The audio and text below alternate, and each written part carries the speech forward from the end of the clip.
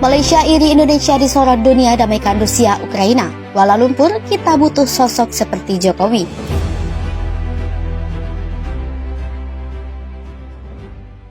Turut serta menjaga perdamaian dunia, begitu bunyi UUD 1945 yang kini hendak diamanatkan Indonesia untuk melerai tikai Rusia dan Ukraina.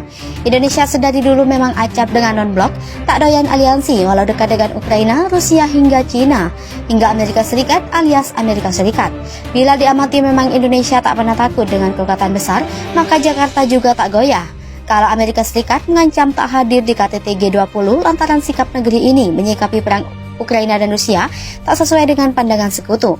Indonesia tak perlu khawatir akan ancaman Amerika Serikat.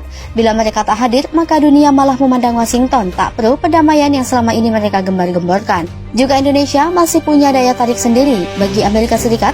Bila mereka tak hadir, ada asumsi Cina bakal ambil kesempatan mepet di Jakarta. Jika Indonesia sudah condong ke Cina, maka selesai sudah kisah Amerika Serikat di Asia Tenggara.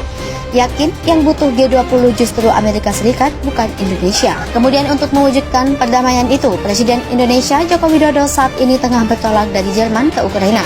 Indonesia ke Ukraina usai bertemu dengan pimpinan negara-negara G7 di Jerman, di mana forum KTT G7 ini siap kepala negara menyerukan upaya perdamaian dari konflik antara Rusia dan Ukraina.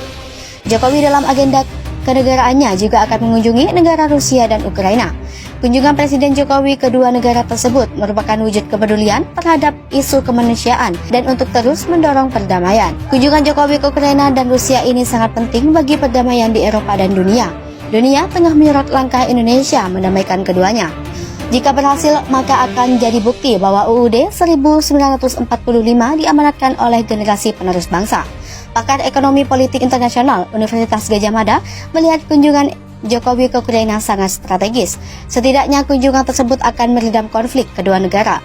Ia memprediksi setelah bertemu dengan Vladimir Putin dan Volodymyr Zelensky akan ada pernyataan bersama. Setelah pertemuan tersebut berhasil dan menghasilkan pernyataan bersama, harus ditindaklanjuti dengan langkah-langkah diplomatik lewat G20 sebagai saluran utamanya.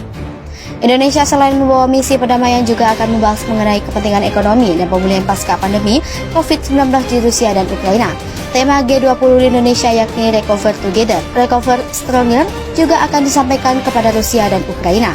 Pasalnya dampak perang Ukraina bisa berakibat buruk ke ekonomi dunia. Presiden Jokowi mengungkapkan misi apa saja yang dibawakannya ketika menemui Presiden Ukraina Volodymyr Zelensky dan Presiden Rusia Vladimir Putin. Presiden Jokowi sendiri mengakui bila ia memang tengah berusaha membuka ruang dialog agar perang Rusia-Ukraina berhenti. Melihat Indonesia sedang berusaha menjaga perdamaian dunia bergaul dengan kekuatan besar, Malaysia menyorotinya. Pengamat politik asal Malaysia, Jo Samad, memuji langkah Indonesia melalui Jokowi menyelesaikan perang di Eropa itu. Samad kemudian membandingkan perang Malaysia dan Indonesia dalam kancah pergaulan dunia. Saat ini Indonesia sedang disorot dunia atas usaha mulianya. Ia melihat Malaysia malah ribut sendiri di dalam negeri. Ia mengkritik Menhan Malaysia Hishamuddin Hussein yang memerintahkan tentara negaranya menanam sayur. Peran keamanan nasional Kementerian Pertahanan saat ini termasuk ketahanan pangan yang sangat mengagumkan.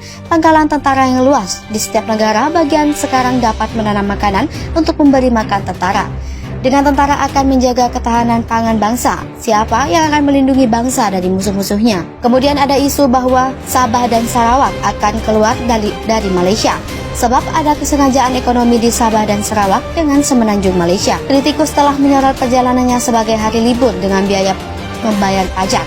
Temuan apapun yang akan berguna jika Sabah berencana keluar dari Malaysia. Jo Samad berat hati harus mengakui jika Malaysia saat ini dijauhi para pemimpin dunia, tak menarik di mata negara besar. Untuk menggambarkan keiriannya kepada Indonesia, Samad mengatakan Malaysia butuh sosok pemimpin seperti Jokowi. Negeri ini akan terus ikut menjaga perdamaian dunia dengan melerai pertikaian Ukraina dan Rusia. Malaysia cukup duduk manis saja melihat aksi Indonesia.